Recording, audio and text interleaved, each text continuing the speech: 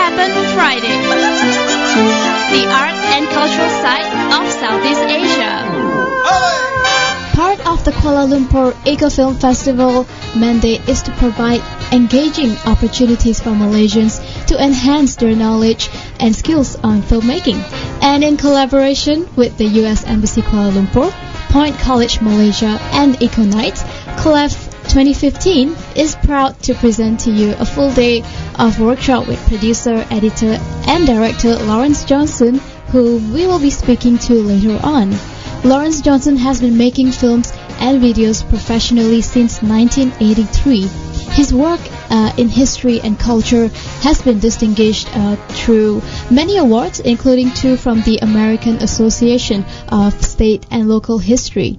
His programs for the exhibition Sacred Encounters, Father Dismet, and the Indians of Rocky Mountains West received the Golden Muse Award, the American Association of Museums recognition for the Best Audiovisual Program in 1995 as well. His film, 3 Possible Scenes, also won the Best Dramatic Short at the 2004 River Run International Film Festival in Salem, North Carolina, and honorable mention in the experimental category of the Kansas City Jubilee. His very personal feature-length documentary called Stuff, which is about his dad, also received the Oregon Media Arts Fellowship in 2008, and it also previewed at the Northwest Film and Video Festival and won a very special jury prize at the 2011 Florida Film Festival. It also won the Best Documentary at the Talking Pictures Festival. In 2012, Johnson received the prestigious Fellowship Award in Media Arts from the Regional Arts and Culture Council, honoring artists in Portland metropolitan area who are the strongest representatives of the range and diversity of art in the Northwest. So stay tuned. We will be talking to Lawrence Johnson very shortly. Anything can happen Friday. The art and cultural side of Southeast Asia. Hello and welcome to Dashran ASEAN. This is Gowri here with you today, and on the line with me I have Mr. Lawrence Johnson, who has joined me. Of course he's here now, but he's all the way from Portland, Oregon, and he's here with us today to discuss about his experiences as a filmmaker and also a workshop that he's conducting together with Eco Nights. So hello Larry, may I call you Larry? Yes, you may call me Larry. Thank you. So good morning, and thank you very much for joining us for an interview today. So perhaps a little introduction to yourself for all our listeners out here. Well, I've been making films since I was a little boy. I was the home movie maker in charge of directing the home movies since I was 12 years old, and I started making animated films when I was in high school. Okay. And I went to school at California Institute of the Arts when it was just kind of a small school in downtown Los Angeles. And then I decided to go off and experience the world. So I dropped out and wound up getting drafted in the U.S. Army. Okay. And during the Vietnam, I'm a pretty old fellow, so I come from that era. And then I went back and I studied humanities, which really helped me in my documentary film career. Humanities is the study of mankind and its works. And so I learned how to read a book and to work with historians and scholars. And so since that time, I've been doing documentary films about cultures, history, natural history, and a few experimental films thrown in. And what inclined you to do films more towards history and culture as opposed to, say, a popular story or like mainstream filmmaking? I find that real life is so much more interesting than fiction. You just can't make up some of the things that happen in real life. History is so full of stories and human interest and characters, and I just felt it was great. Plus it's just a way for a documentary filmmaker to make movies. I just wanted to make movies. I wanted to make images that affected people. Mm-hmm. And history museums need films. Culture museums need films. So I found a way to actually make a living at making films through telling nonfiction stories for educational institutions. Okay. Is there any part of history or culture that you're very passionate about, or that you find very interesting that you like to highlight? Well, I feel that my culture, the American mainstream culture, has done its best to destroy the planet we're living on. It's doing a pretty good job of that. And so I wanted to try to seek other ways of thinking and other forms of experience in cultures other than my own. So I've been sort of searching all my life for alternative views, alternative value systems that for me might reflect a more more graceful, more productive way to live on this planet. Okay. I've studied Native American culture and other cultures from other parts of the world, and so I think that's where a lot of my films ideas came from. Okay, so you mentioned that you've traveled a lot as well. So how many countries exactly have you been to, if you can give us a number? I have never really counted, okay. But I've been to Europe as a child. I was in the Caribbean. I've been in all over North America, and I've been in Asia, Southeast Asia, Vietnam, and Indonesia, and now Malaysia. Okay. And how do you find it here in Malaysia so far? I spent the first week in Kota Kinabalu, and I just found it glorious. It was beautiful. People are just lovely and helpful, and hospitable, and I found it a great climate. I love it, and I got to see some of the rainforest and got bitten by some bugs out there, and and I've really enjoyed it so far. And now this is my first experience of KL, right. And it's not what I expected. It's a lot more developed than I thought it would be. A lot more modern than I thought it would be. You even have a light rail system here, and which we have in Portland. It's great. I'm glad to see that Malaysia is so advanced. So let's talk about some of the films that you've done. So one of it is called Three Possible Scenes. Am I right? Yes. Yeah. Can you tell us a little bit about that? Well, that's a fiction film, which I wrote in one afternoon with pictures. And did the storyboard, and that I just tried to. My discipline in that film was to do the film as close to the original concept that came out in one afternoon as possible. So it's a black and white film that was actually shot on film. Okay. Of the sort of three scenes in the lives of these two people, and it's kind of surrealistic. And not a story that's easy to figure out. It's a little bit strange, but it won an award for Best Dramatic Experimental Film in a few film festivals, and I really like the way it was shot, kind of black and white film noir look to it. And you also have another personal feature-length documentary called Stuff back in 2008, which also received the Oregon Media Arts Fellowship and a couple of other prizes as well. So would you say that this is probably one of your best work that you've done? Well, I think so. It has,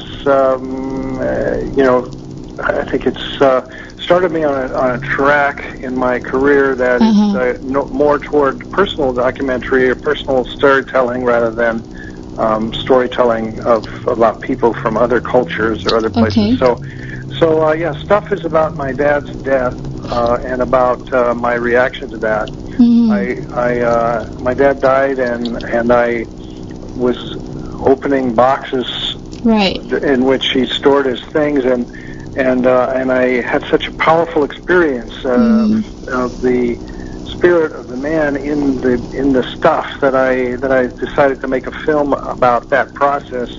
And then it took about 4 years of my life after that moment, and what happened to me, and how I dealt with, losing my father, and what my father meant to me. And I think it's done pretty well. It went to the Florida Film Festival, won the jury award there, and won Best Documentary in a few places. And it's a very personal film, very revealing film. Some call it brave, or some call it stupid. I'm not sure which, but it's very revealing about myself, and I think it affects people pretty strongly, particularly people who have lost their parents or grandparents. Going back to the film as well, you were saying that you like to explore more personal elements, and you like to keep it real. How have people been reacting to that? Well, I get really good responses from staff. I might tell you about my latest film, which is it's not finished yet. I'm in the middle of production on it, but it's about my experience in Vietnam in 1972. As I mentioned, I was drafted into the U.S. Army, and I went to Vietnam. And then I met a woman in Vietnam, as so many American GIs did. We met, had girlfriends. Some even married to their girlfriends when they tried to bring them home. Some also had children by these women. So what I decided to do was make a film about my story there, and my story of my relationship with this woman named Candy. And then I went back to Vietnam in 2012 and tried to find Candy. And so I filmed that process of trying to find Candy, and then I followed some leads all over. They took me back to the country, back to my country. I went to Texas and Louisiana and Mississippi and tried to find her.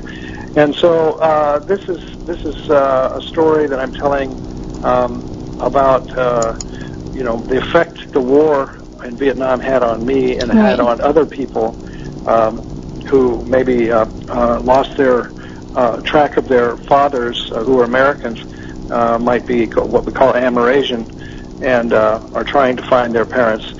They're missing that part of their life, and so the film is about the effects of the war that last much longer than the war itself. They go on for generations, and so this is affecting a lot of people who are veterans, and a lot of people who are interested in the war, or kids who don't have any idea what happened in Vietnam. I think will be really touched by this film. It being told from a personal point of view, of course it tells a lot about your experience, and like you were saying, the effects of war, it doesn't just end when the war ends, it goes on for multiple generations. Do you think that stories like this have been told before, or not enough of people are looking into these aspects? The Vietnam War now, people are looking back at it because many of the participants are my age, and they're trying to analyze what happened. Our country is going through a 10-year commemoration of the war now because of the 40th to 50th anniversary of the war and 40th year. So we were sort of reassessed, and the government is the Pentagon is trying to rewrite the history of the war, sort of cover over the problems and maybe the big mistake that the war was to begin with. And a lot of the veterans that I know don't want that to happen. So it's important to keep the argument, or rather the discourse, open, and talk about the war in open terms, and not try to hide any of the atrocities or any of the sort of missteps that we took in dealing with communism in Southeast Asia. So it's important for filmmakers like myself to make stories that open up those issues and so that we can continue to talk about them. Right. So we are going to take a short break, and when we come back, we will discuss more about your workshop and your involvement with EcoNet. Anything can happen Friday. The art and cultural side of Southeast Asia. Welcome back to Durian ASEAN. You're still with Gowri, and I have, of course, Larry Johnson on the line here, who is a director and producer who is joining us to talk about the workshops, a couple of workshops actually that he's been conducting. So, Larry, you are here in KL conducting some workshops. You want to tell us a bit about that? Yes, I'm really extraordinarily just feel grateful that I have this opportunity to interact with young people in KL who are studying to be artists and filmmakers and animators and graphic designers. So I'm doing a little workshop called Facing Culture about interpreting culture on film. So it sort of applies to people who want to look at cultures like maybe a native culture that might be still trying to survive up in the woods or whatever, and how do you approach interpreting that society and bringing that interpretation back and displaying that culture, putting a face on that culture, as it were. So I just have been talking about the issue of what that process is like, because I did a lot of work with Native American tribes in my own country, and it's a process that it takes a lot of care, a lot of patience, and a lot of understanding, and particularly an ability to listen and to understand, because I'm going with my own set of values, and how do you open yourself up to another set of values and then try to interpret that, and take that back to your own society to explain that culture. And speaking of that, I think it's really interesting when you study someone else's culture and you are trying to sort of encapsulate that whole element and trying to put it on screen. What do you think are certain things that you have to be very careful about while doing that? Yeah, that's what it's all about, is being careful. I think that some of the students asked, well, how do you go about doing that? Well, first I think you just don't want to come in with guns blazing or cameras turning. You want to take some time. You want to sit down. You want to bring gifts. You want to just establish a relationship of trust with the people who will be helping you create a film or whatever it is you're trying to create. So you just want to take time and take a little time to establish a real honest relationship. And I emphasize honesty and integrity as one of the key elements. You have to be honest with yourself as well. What are you really doing? Why are you going to this culture to make this movie? What is it you're really after? And if you find that that your reasons are not beneficial to both parties, then maybe you should consider doing something else, because the whole thing is you don't want to leave a path of destruction wherever you're going as a filmmaker. You want to leave goodwill behind you. So that's sort of what my guidelines are. Okay, and when it comes to making a documentary itself, I'm sure it's very different from the conventional way of filmmaking, but if you could just share a few pointers with us on how to distinguish those two.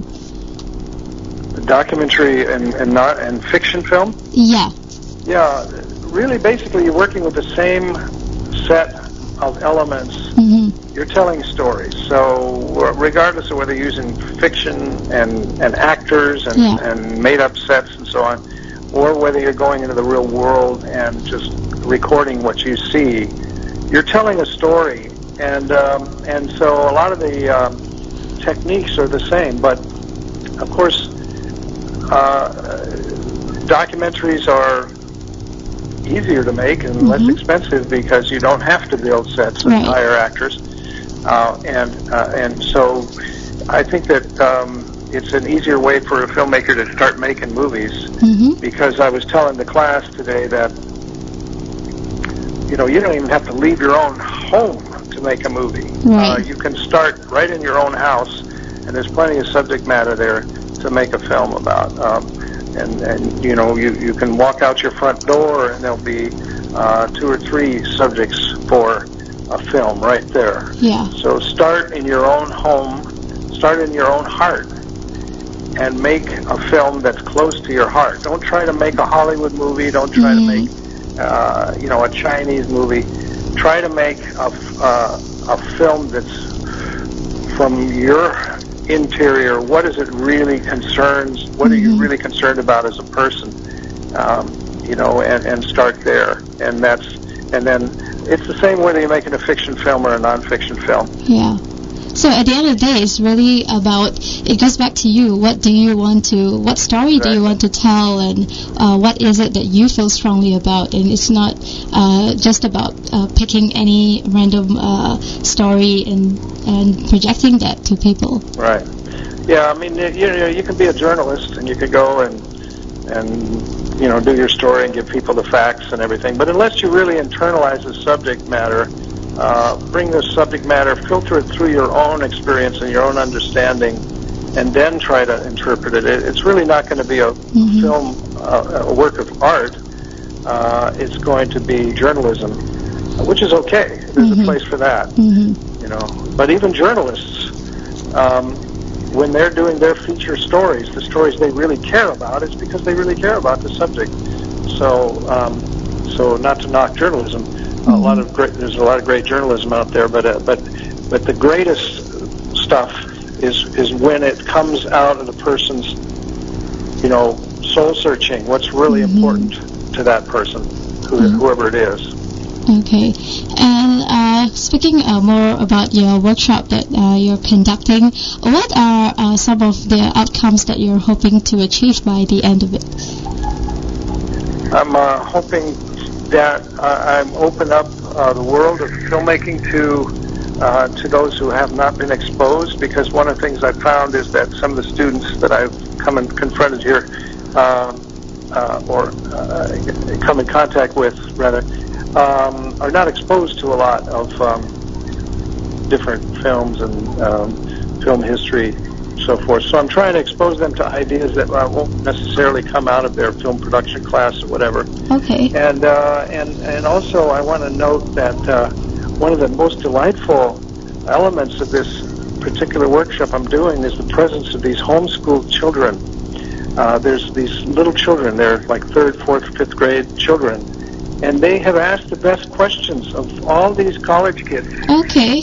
They've asked the best questions. And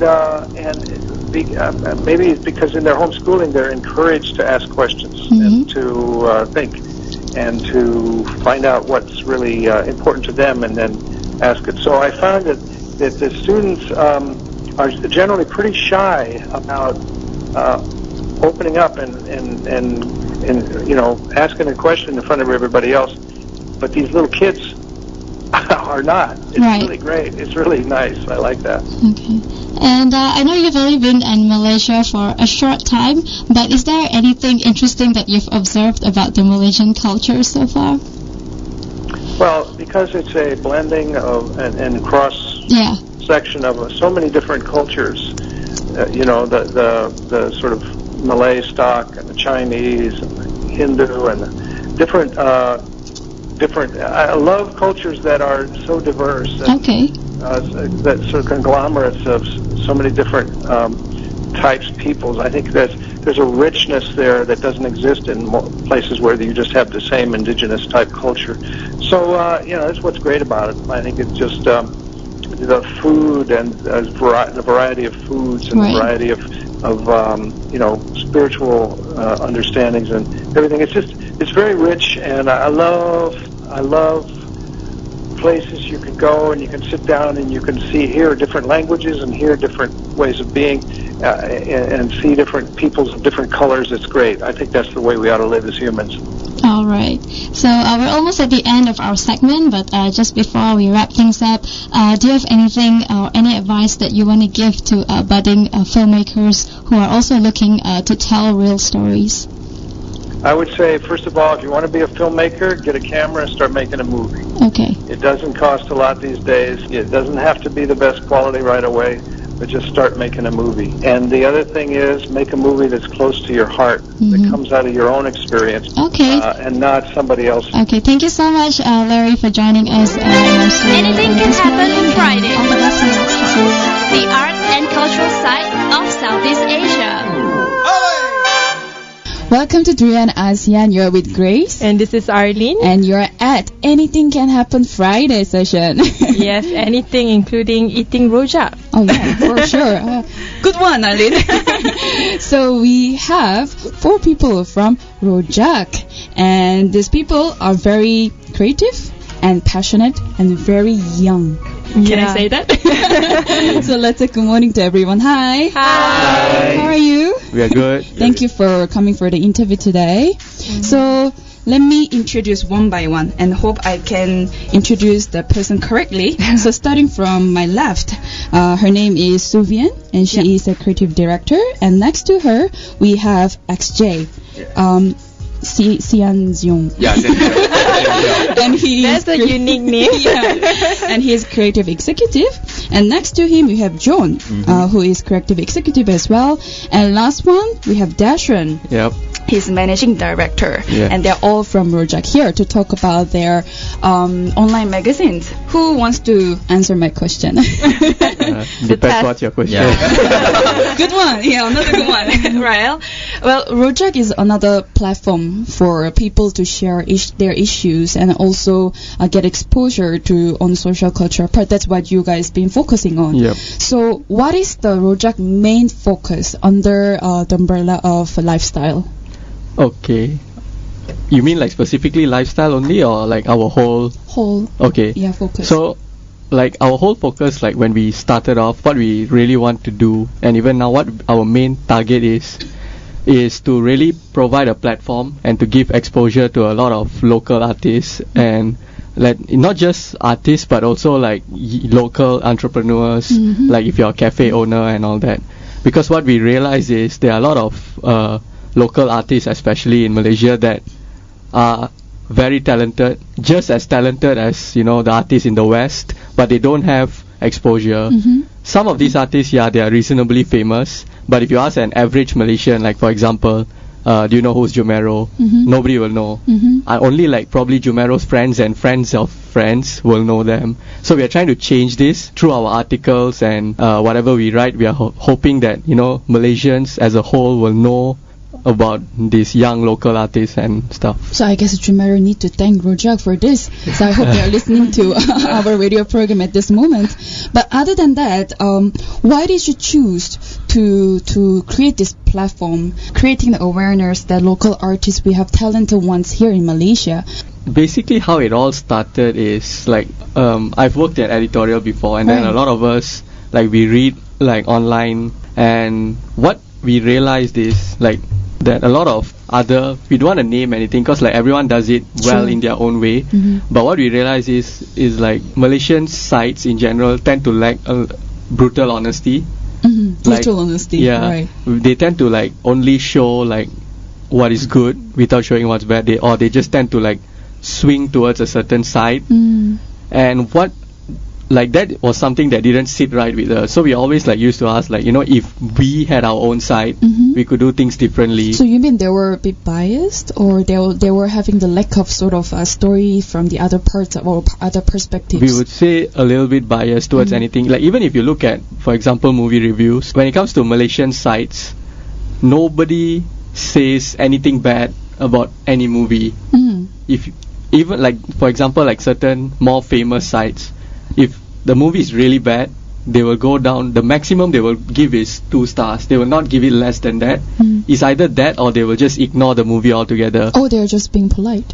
Yeah. Yeah, because I mean, but the thing is, if you read a lot of more famous movie review sites like, let's say the Grandland or Roger Ebert and stuff, they are famous because they have a deep understanding of movies, and they are also very brutally honest. If the movie is good, they'll say it's good. If the movie is bad, they'll just say it's really bad, which is something lacking in Malaysia. We only talk about what's good, but if something is bad, we just like, okay, never mind, maybe I'll just not talk about it. We always want to protect image. We always want to like care about what other people think. It's all marketing and PR.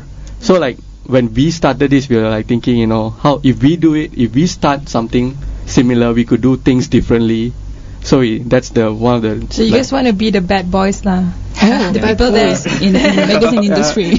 We don't want to be bad boys, but we just want to tell the truth, So if it's in your face.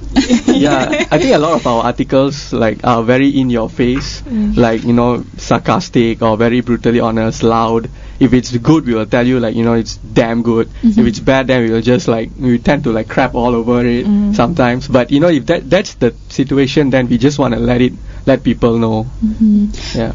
And nowadays, a lot of young people, they are craving, I would say, original, authentic contents, things that the mainstream or the general content provider do not provide. So for you guys, let's say a local artist produce something that maybe it's not that good, but it's not that bad. How usually would you how usually would you approach it in a way that you want to be neutral and you want to be honest, but at the same time you also don't want to totally disregard like, Malaysian entertainment, it sucks, Your answer. Still articles. Okay, I'll answer that. Okay. So you're now the mascot for Rojak. You guys are like spokesperson. Basically, I would say like, okay, for example, like if let's say we have this young musician comes up with a song, we will try to see like, even if we don't think they are as talented, like art at the end of the day is very subjective. Right. So we will try to see that like which group of people would appreciate this type of song, like this genre of song or whatever. So we will still be honest. We'll say like, okay, we feel that this artist lacks this and that, but this artist has this and that. So if you're the type of person that likes listening to this sort of music, then this artist is for you. That's sort of how we would tackle it. So we do highlight their negatives and positives, and we say that it may not be for everyone, but for a certain group of people this might be very good. It sounds like durian to me. Perhaps. Well, let's move on to the little bit of fun side here, because Dashran provided a lot of sort of insight in this industry here. Talking about this whole team at Rojak, how did you guys meet? And you guys all content creators here. So I'm sure you guys have met a lot of challenges, because it's a startup, and then it's a group of young people, and could be inexperienced, and it could be just have a lot of exposure to certain areas. So can you share the story, how it came about, and then what are the challenges you guys face so far, being an online magazine? Well, we were already friends to begin with, so it's not like we purposely met up to form this Rojak thing. And it started with Dashran and Fiona and also Xian Jiong, XJ. They kind of saw that we had what it takes to do something different, to change something in the local art scene. So we had a discussion and we're like, oh, okay, let's do it. Like, it's fun, it's an experience. And yeah, so that's how Rojak came about. For the conflicts, well, I'm in a creative team, so I don't really know much about the others, but for creative we do have a lot of conflicts because we work with visuals and it's very, very subjective. Right. Yeah, so like I may like something and they might not like something. So yeah, we do have little arguments here and there, but we usually just go with like the majority votes. Right. And like the marketing, do they approve it or not? Alright. How about in terms of engaging your audience, your readers, how do you approach them? How do you make sure that it's attractive enough for them to read your article or certain other contents under Rojak? Okay, for articles, usually, like, when we started this, we had a meeting and like, how are we going to tackle our articles and all that, and we decided that we should put a lot of emphasis on writer's personality. We want to really like be able to channel the whole writer's attitude in our articles, because we don't want a lot of articles out there, a lot of online portals that, you know, write articles and all. They are just there to provide certain information. So like as a reader, you just like scroll through, speed read, then like whatever, you know, if you're doing a research, you just take whatever main points and you're done with it. We don't want to do that, because we want to actually provide a reading experience where you actually enjoy reading. You don't read just for the sake of reading, for the sake of, you know, I want to know a certain figure or certain statistics, so I go. So you want to create that personalized messaging. Would it be like a blog then? It's a lot of our writing style can be seen a little bit like a blog, so we try to balance it. So we do have a lot of facts and everything, but the way we write it is very personal. It's like each writer, we have a different personality. Like for example, mine, I'm very like in your face and I'm very loud the way I write my articles. For example, Amanda, she writes very sarcastic. Because her personality even in real life is very sarcastic. There we go. Yeah, so her articles are all from the start until the end. You can feel like she's a very sarcastic person. So we have a lot of different personalities, and we hope that this would, you know, like people will look forward, like, oh, let's say if you're a fan of Amanda's type of articles, you know, you look forward like, oh, Amanda's new article is out, I want to read it, you know, and actually enjoy it. If it makes you laugh, you know, you laugh. You don't just skim through and then like, you know, if it's a movie review, you want to like be able to like get people to really enjoy what they're reading, try to learn from it, like from the article, not just like scroll down, look at the rating and then close the tab. You know, so that's what we go for. I have a question. When you produce your articles or any kinds of contents at Rojak, how do you check yourself whether it's up to the standard, or is there any other mechanism to check your article per se? Oh, this is quite attractive, so we can produce this. Or do you guys among yourself, you guys double check or triple check, just to make sure that the whole production has the quality to produce? Well, we have all of us in our own departments, we have had past experiences in the fields that we are doing now. For example, like I've worked in editorial before, I've interned there. Like she has worked in like advertising where she did designs, like he has done like videography in a production house. So we have been part of like other like companies and all, where we know what the general standard is. So we built like Rojak is structured that way. So like for example, like Fiona and I, we are both Fiona is good in coding, so she like designed the whole website and everything, and then like my like forte would be like writing, so I'm in charge of all the writers because I've worked in editorial, so I know like what the standard is, like the general standard, and we do like our editing and all based on that. For example, even in designs, do you all want to explain more like how you all do it?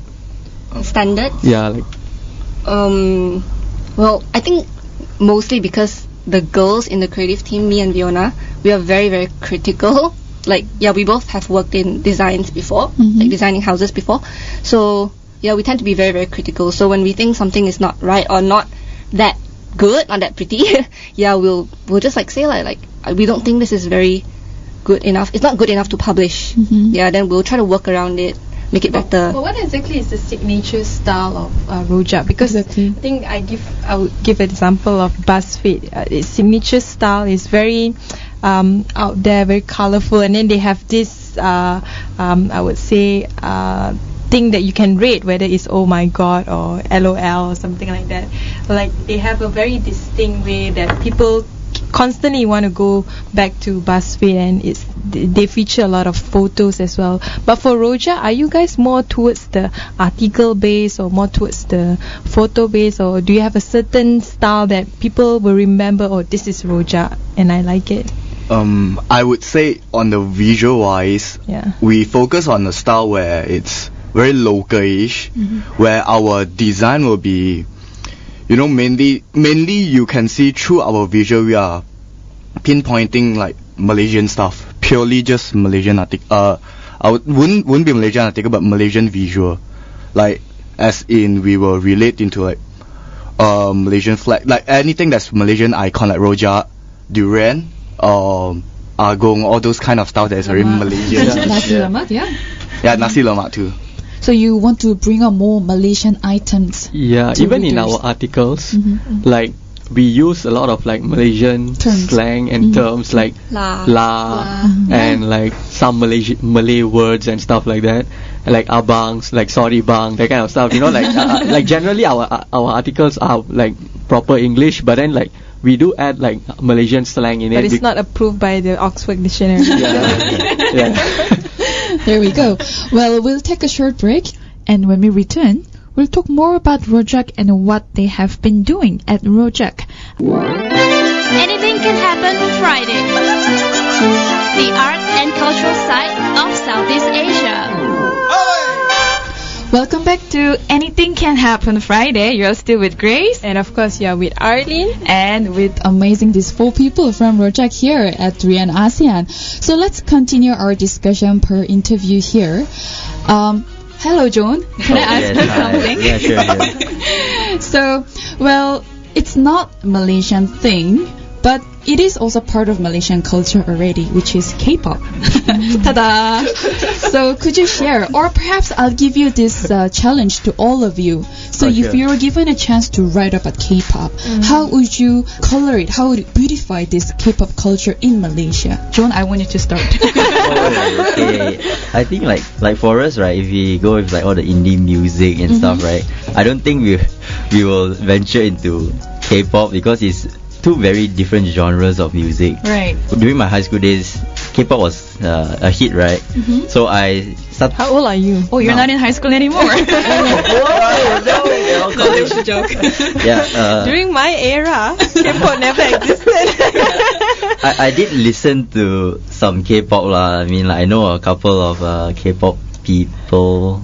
But I can feel from your teenage you're not that big fan of K-pop. No, but I did like at one point I did like listen to it like every day. Right. But like sooner or later I just like fade off. Okay. Yeah, I think it's a little bit not my thing. Oh really? But talking about music, right? I mean, since you guys write a lot, comment a lot about music, what is the music trends of young Malaysians? Taylor Swift. Yeah, generally it's Taylor Swift. Yeah. Still mainstream pop. Right. pop. Mainstream. I think I don't Ed know whether Sheeran. that would ever change. But what about like niche music that is growing in a way that you never seen it before? I would say definitely indie. Yeah. I think the Indie. indie scene. I mean, personally, I'm a huge indie fan. I don't really like pop songs at Right. all. I'm quite happy that in these past few years that the indie scene in Malaysia is really growing. You can see a lot of like bands, like for example Jumero and all that. They are really like coming. Like people are actually starting to take. Even Jumero should like hire you. Jumero You're again. mentioning them. Just K culture in Malaysia, and you're given this project to produce a content from Rojak. What kind of culture would you focus on, and why? There is something about Korea that the Korean art scene that is actually really good. The Korean movie scene are actually really good. Some of the directors like Park Chalk-woon and all, they are really like paired to a lot of Hollywood movies. Like for example, there's this movie called Old Boy. Yeah, I love Old Boy. Yeah, which is like easily one of the best movies like ever.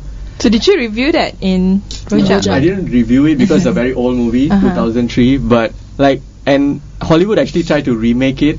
They did, and but they it failed. was not really exactly the same feel. Yeah. So it's one of those things that nobody talks about because people, there a lot of like, let's say K-pop and like plastic surgery and like Korean dramas, they are trendy because it's all about promoting, the perfect look, like whatever, boobs and ass and all that kind of thing, like it's all about looks and everything. So like you see a lot of K-pop groups, not saying that they're not talented at all, but the reason why the general public likes them is because of their looks. Like, oh, this guy is very pretty and stuff like that. But the Korean movie scene is totally different. It's really pure art. I think it's lacking in the Malaysian movie scene. Yeah, I would say definitely because, the problem with Malaysian movie scene is, like the problem with Malaysia as a whole is we don't have a language.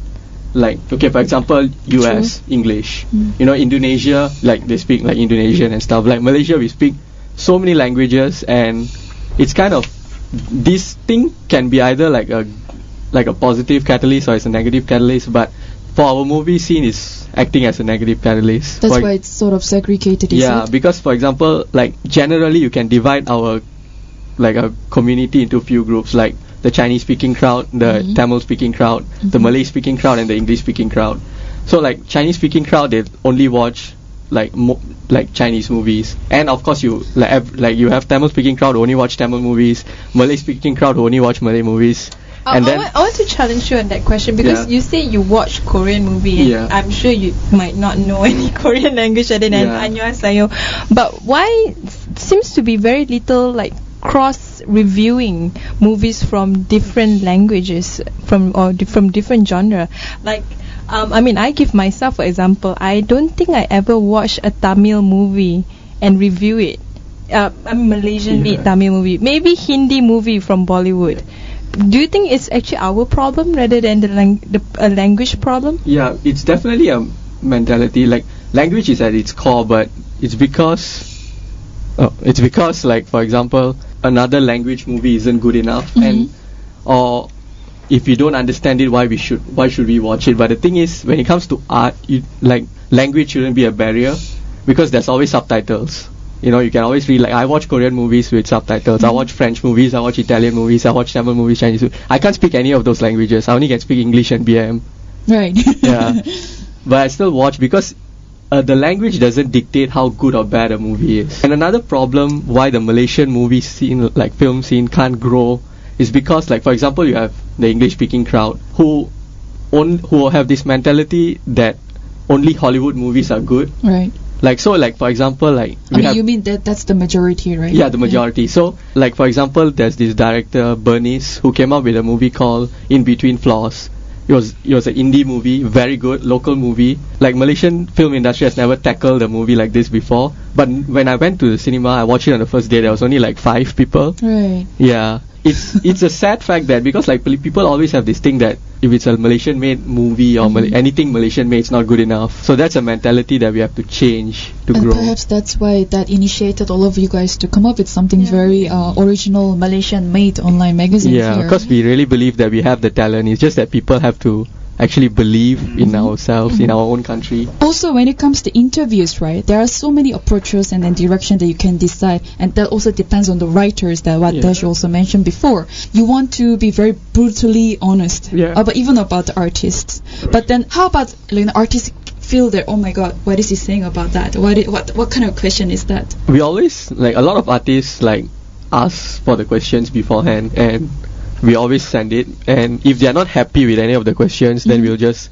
change it, because we can't force someone to answer a question. So that's definitely like ethical on our part, that we do not, if like people say, like for example it's an interview, so like sometimes when we interview and the question leads to, like for example, like what we talked about just now, the different races in Malaysia, and some artists, they are not comfortable answering it like on record, so when they say like off the record, so they still want to talk about it, they just don't want like us to publish it, so we still talk about it, but when I when we actually transcribe the interview, we don't put it in. So it all depends. We will ask questions as it goes. We always try to get into, we don't ask like we try not to ask too many typical questions like how did y'all form? Like why do y'all have 2 guitarists and stuff like that? Example. We try to really get like more like behind the artist's thoughts, like how the industry can grow, how like Malaysia as a nation can grow. Like we try to get their stories to inspire other musicians, other artists. And sometimes these questions may not be comfortable, and if we don't force them to answer if they don't want to. So Rojak produced one video about happiness. What is it? So that was for International Happiness Day, where that's very sweet. We went around like Klang Valley, and we asked like people like, what makes you happy. It was a very simple video, what makes you happy and stuff like that. So we had a lot of like do you all want to share your experience? Yeah, why not? Please do. So what makes Malaysian happy? I remember they said like some family just being with their family is happy. When we went. Nobody said about money. No. The mamak guy. Random. Oh, there's this guy I just wanted to ask this guy. I was eating at the mama, and then I just wanted to film him. So I I think he didn't really understand English, but I tried to speak in Malay and English. He didn't seem to understand like, why am I holding a camera? What am I doing? Right. So I kind of like asked him like in all sorts of languages, like what makes you happy and stuff. So he went like, Indomie double Maggi goreng. Yeah, and he just smiled. But then what's good is that I got to capture his smile. That's For example, there was these chefs that said cream puffs. yeah. So it's it's not something big, but when you actually watch the video, it's like you know that the smallest of things can make people happy. So we really hoped that the video would just put a smile on people's faces. That was our goal. So in a way, in the end, what you are capturing is, I guess, just a glimpse of what is it meant to be Malaysians. Like just as simple as questions about happiness. And I also noticed you guys also tackle on controversial issues like LGBT. Maybe you can share more. Why do you think it's a topic that needs to be discussed among Malaysian public? And it's quite sensitive also, as much as younger generation, they don't seem to care. Yeah, it's a sensitive issue because we acknowledge and we respect the fact that a lot of religions, they don't they don't support LGBT, and that's fine, that's their own religions. But we personally don't think that LGBT is a religious battle. We think it's a humanity, but like everyone is involved, whether you have a religion or you don't have a religion. When you look at the science and all, like everything is fine. There's nothing wrong with being gay or lesbian or whatever. So we don't want to like force people to support LGBT or what. That's not what we want to do. We just want to highlight that there is an issue, and we should always encourage these people, because there's a lot of people that they don't get the support, they are gay, they are lesbian, they are transgender. They don't get the right amount of support from their friends and family, and then they end up committing suicide and stuff like that, which is something that we don't want. If we can stop these kind of things from happening, it'll be good. So we just want to highlight that there's an issue and we should all be accepting. And that's pretty deep. Yeah, it's pretty deep. Considering you guys just say that we don't cover heavy topics. Well, we are already reaching the end of our session already. Any messages that you guys would like to send out? Like, we should start to appreciate local art, because it's not really given attention to, and that's actually really sad. Yeah, even though we do have platforms, but even though there is a platform, nobody's really gonna care about it. Yeah, so hopefully when they see our articles, there's something for them to look about local art. Yeah. How about XJ? Local entertainment and arts is not really heavily highlighted. Through Rojak, we can show not only appreciation, but also send out a message to those local people, everybody, that our local talent is not as bad as you think. We can do it. We can do stuff. How about John? I'll give you a different question. Okay, Rojak. It could be a very typical question, but it is also a very important question for those who had just started, this small company. What do you see in 5 years Rojak is of the company? Do you see yourself still being in the Rojak? It could be very sensitive now, but I'm just asking for the brutal honesty. Definitely for me, I don't see a reason for me to leave, because I really love Rojak. It's it's something that I'm quite proud of, and it's something where I don't even want to miss a thing. Any interviews, anything that's Rojak related, I will go for it. Through Rojak, before this, I'm actually from Ipoh. I don't really know a lot of indie music or any local bands, but when I came into Rojak, I discovered so many brilliant people, so many talented people. I listened to so many different music. I got hooked onto one of Faz's song. I think it's called Jealous. It's super awesome. We play, and that's super awesome. I didn't know that Malaysian people can do so be so talented, and I wish that everyone would see it, because I think that people are unaware that we have so many talented people here. Wow, I feel so blessed. I asked the right question, right? How about Dash? How would you? What is your message to people? Definitely, like to add on. I agree with whatever they have said. It's just about awareness. So when you visit our site, you will get to listen and hear a lot of local artist stories and listen to their songs. We are not gonna tell you that they are damn good. You listen for yourself. Right. Yeah, you listen for yourself and you ask yourself whether they are good or not. A lot of good articles are meant to be like that. We don't want to just sit on the fence and not provide our opinion. So you'll get a lot of unbiased answers from us. Thank you. Well, that's it for our interviews today. For us at the Facebook, and also look for them, Rojak, on Facebook as well as the website. What's the website address? myrojak.net. Okay, myrojak.net. That's it. All right. Okay. Thank you, guys. Thank you.